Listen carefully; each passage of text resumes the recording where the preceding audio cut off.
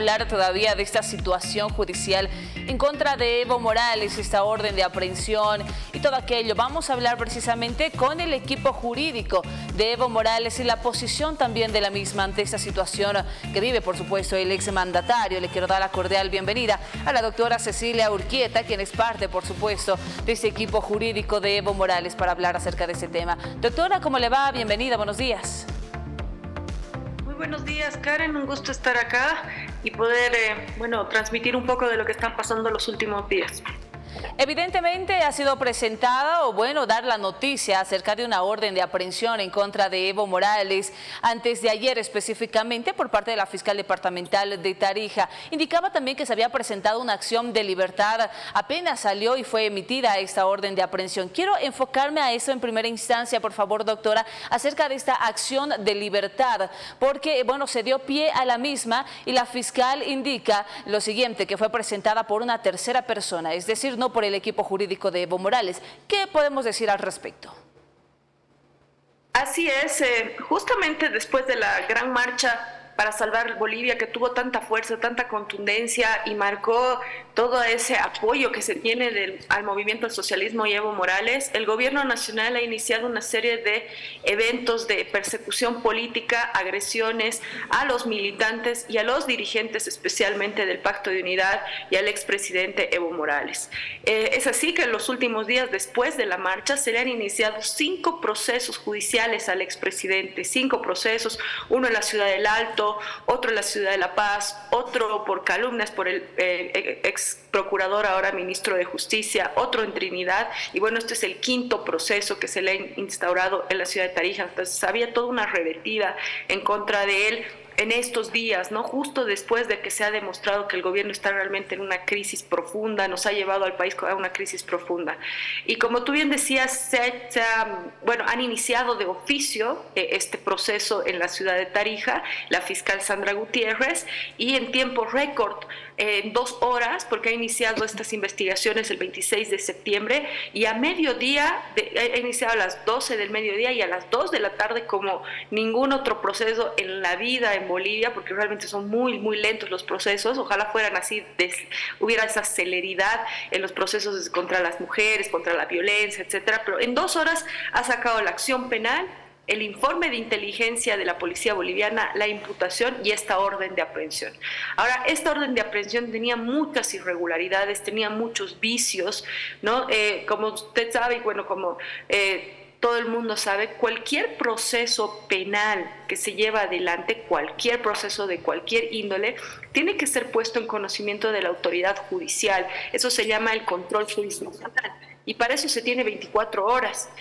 Esta señora fiscal y la comisión de fiscales, porque han sido 3 fiscales los que han emitido esta orden de aprehensión, no ha hecho esto, ¿no? Esto ha salido el 26 de septiembre y hasta el 30 de septiembre no existía el control jurisdiccional por un juez competente, tampoco se ha notificado a la parte, tampoco, y es más, era tan agresiva y tan diferente a cualquier otra orden de aprehensión esta que se había emitido, que autorizaba a cualquier uniformado a detener a Evo Morales en cualquier lugar del territorio boliviano. Es decir, podía ser una persona de inteligencia, podía ser el policía que está dirigiendo el tráfico en la esquina, cualquier policía podía detener, ¿no? Y incumpliendo todos los parámetros procedimentales, etcétera. Y como usted bien decía, Karen, ha sido una ciudadana que ha interpuesto esta acción de libertad en el departamento de Santa Cruz, porque las acciones de libertad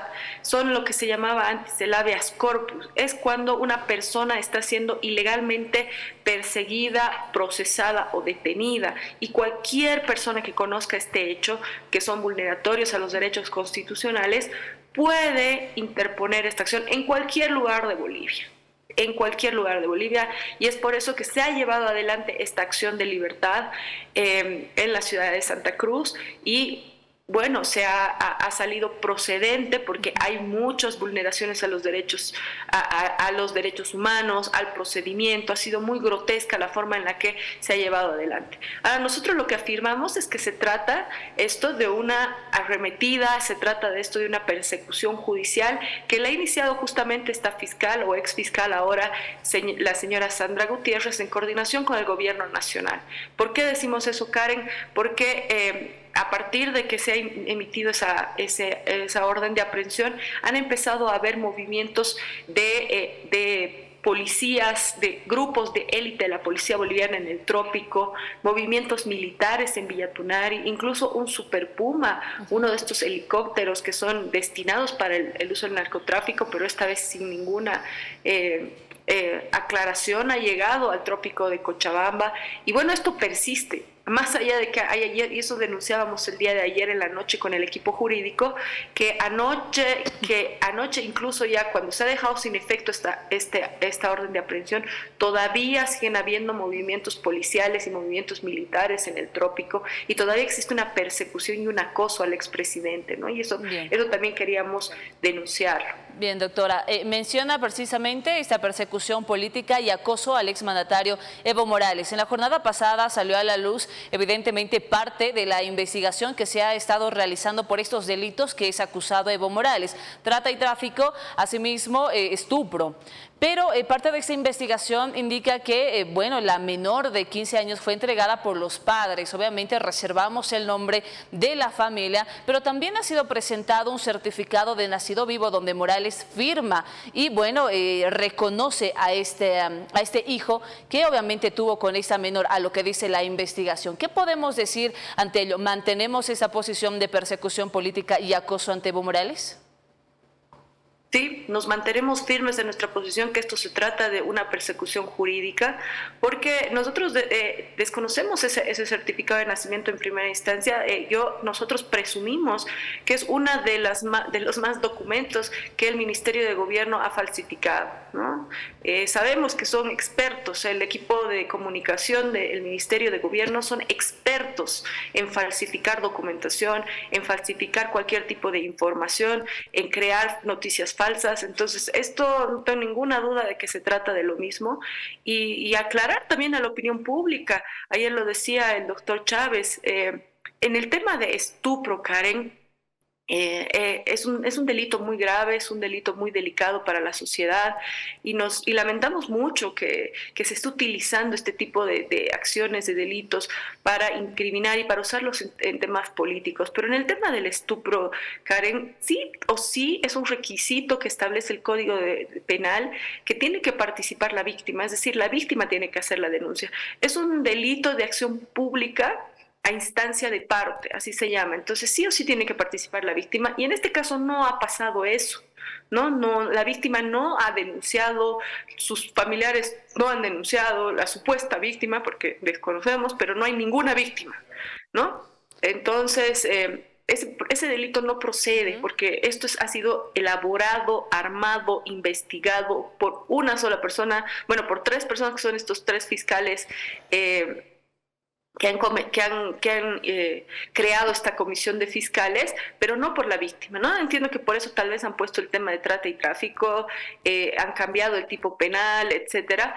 Y bueno, a nosotros lo que sí nos alarma muchísimo es la forma en la que el día de ayer han salido dos ministros de Estado, el ministro de Justicia y el ministro de Gobierno, a amenazar con procesos judiciales a la jueza que ha emitido esta acción de libertad, dejando sin efecto esa orden de aprehensión. No puede ser que autoridades de un órgano del Estado, como es el órgano ejecutivo, amenacen judicialmente a una autoridad que administra justicia. Eso se llama intervención de órganos, eso se llama hostigamiento, ¿no? Entonces queremos también denunciar eso. Incluso la jueza en plena audiencia denunció que estaba siendo hostigada y estaba siendo amenazada ella y su familia. Eso también es algo que hay que ver, que en este momento está pasando en Bolivia y nadie está tomando medidas al respecto. No he escuchado que el ministro de Justicia haya dicho absolutamente en torno a eso, más bien todo lo contrario. Él amenaza y dice que la va a procesar y que va a tomar todas las instancias, porque a su juicio, al juicio del ministro de Justicia, esto hubiera tenido algún tipo de irregularidades. Bueno, le recordamos al ministro y le recordamos a toda la ciudadanía que el ministro no puede emitir ningún juicio, porque el ministro no es una autoridad jurisdiccional, no administra justicia. Él lo único que tiene que hacer es generar políticas públicas para mejorar la justicia en el país, y eso tampoco se ha hecho en todos estos años, ¿no? Entonces, esas aclaraciones, Karen. Doctora, si bien no hubo dicha denuncia y hay falsificaciones de estos documentos que fueron presentados, entonces, ¿cuál llegaría a ser el objetivo del gobierno hacia Evo Morales? Gracias por esa pregunta. Justamente, ustedes han visto que en los últimos meses el gobierno nacional ha llevado al país a una crisis institucional. Tenemos el dólar que no baja de 10.50, no hay gasolinas en las gasolineras, tenemos una canasta familiar que se ha duplicado, tenemos un montón una serie de problemas económicos en nuestro país que han causado problemas sociales.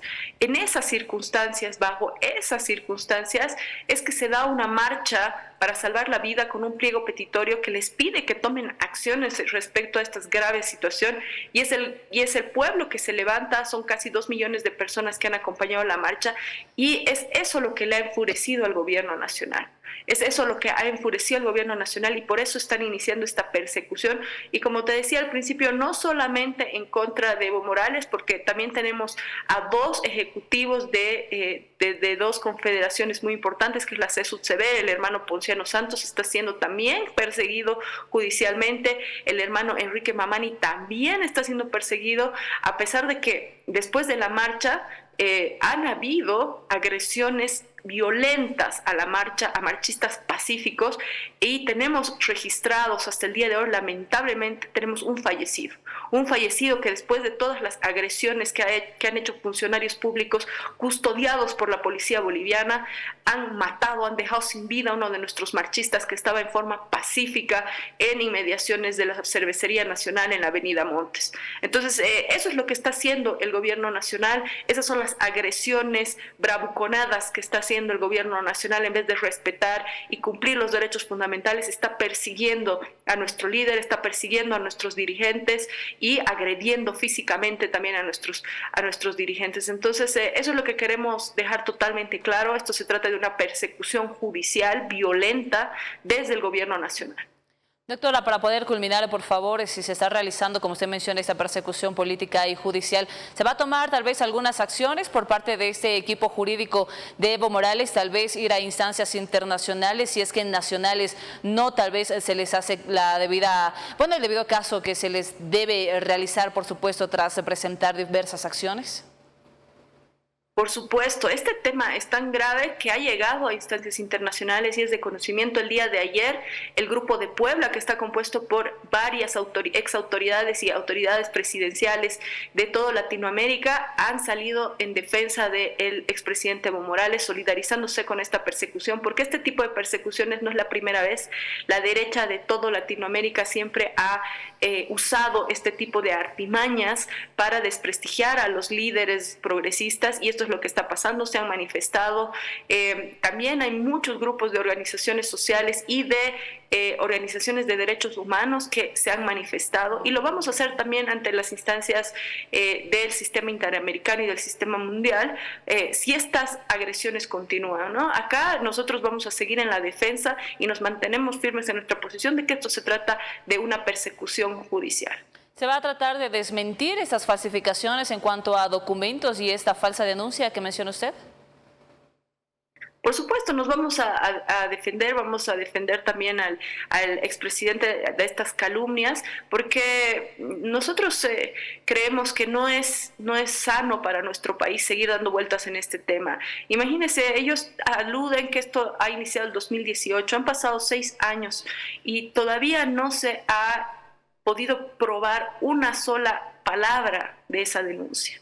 ¿no? No se ha podido probar absolutamente nada después de 6 años. ¿Y por qué justamente lo sacan ahora? ¿Por qué justamente en esta crisis profunda en la que estamos viviendo las y los bolivianos, después de esta gran marcha, sacan este tema a relucir? Es con un único objetivo, que es desprestigiar al expresidente Evo Morales. Doctora, muchísimas gracias. Fue un gusto conversar con usted, saber más acerca de la posición, por supuesto, que tiene el equipo jurídico de Morales. Igualmente, ha sido un gusto. Muchas gracias. Hasta luego. Bien, estuvimos con la doctora Cecilia Urquieta, parte del equipo jurídico de Evo Morales, haciendo énfasis y dando a conocer esta posición que se tiene en las investigaciones para desmentir